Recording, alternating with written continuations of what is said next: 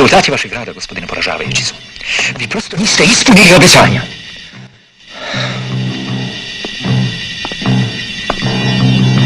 Pet, 6 balavaca, bandita, ubija nemačke vojnike. Upada u bolnice, a vi niste u stanju da raščistite s njima. Gospodine Krieger, ja već imam nešto. Meni treba samo malo više vremena, malo strpljenja. Da? Evo, ovdje je sve zapisano. Da.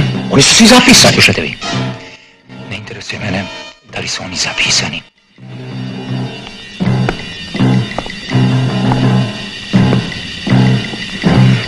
Ja želim da oni budu otpisani, razumete li?